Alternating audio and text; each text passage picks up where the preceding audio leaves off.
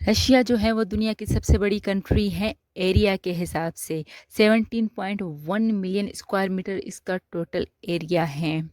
बात ये पैदा होती है कि रशिया किस कॉन्टिनेंट में है।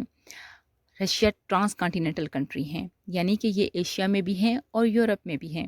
77% रशिया का जो एरिया है वो एशिया में है और 23% जो इसका एरिया है वो यूरोप में है। जी हाँ, और ये इतनी बड़ी कंट्री है कि इसके अंदर कोई एक टाइम जोन नहीं है, बल्कि 11 टाइम जोन्स हैं।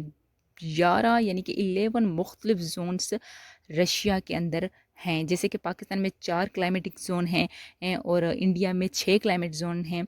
इसी तरीके से रशिया में 11 क्लाइमेटिक जोन्स पाए जाते हैं। इतनी बड़ी कंट्री है और इतनी बड़ी कंट्री है कि ये अपना बॉर्डर जो है 16 सॉरेन कंट्री यानी कि 16 आज़ाद नेशन से अपना जो बॉर्डर वो शेयर करती हैं। कंट्री की अगर पॉपुलेशन की बात करें तो ये दुनिया की 9वें नंबर पे मोस्ट पॉपुलस कंट्री है। इसका कैपिटल मॉस्को है और इसकी करेंसी रूबल है। इसके हेड की अगर बात की जाए प्रेसिडेंट की, तो वो व्लादिमीर पुतिन है और इसकी एयरलाइन को एरो फ्लोट कहा जाता है। जी हाँ, एरोफ्लोट कहा जाता है। और इसकी पार्लियामेंट को डूमा कहा जाता है, जैसे पाकिस्तान की पार्लियामेंट को मजलिस शूरा कहा जाता है।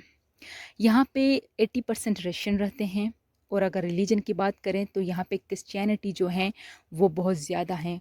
और जबकि इस्लाम की बात करें तो 6% या 6.5% मुस्लिम्स रहते हैं। दुनिया की जो डीपेस्ट लेक है बाइकल लेक, वो रशिया में है। और दुनिया की फर्स्ट सैटेलाइट जो स्पेस में भेजी गई थी वो रशिया ने भेजी थी। और न सिर्फ सैटेलाइट बल्कि पहला शख्स स्पेस में भेजने वाला भी रशिया ही है।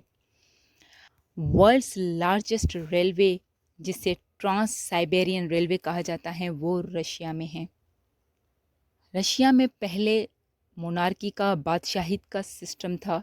बादशाह वगैरह होते थे, फिर उनकी इस तरीके से ही गवर्नमेंट उनकी चलती थी। लेकिन वर्ल्ड वार फर्स्ट के बाद रशिया का सारा माहौल चेंज हो गया, लोगों के अंदर शऊर आ गया और फिर वहीं पे रेवोल्यूशन आया, जिसके बाद रशिया में कम्युनिज़्म की हुकूमत हुई, यानी कि कम्युनिस्ट आ गए। यूएसएसआर बन गया रशिया।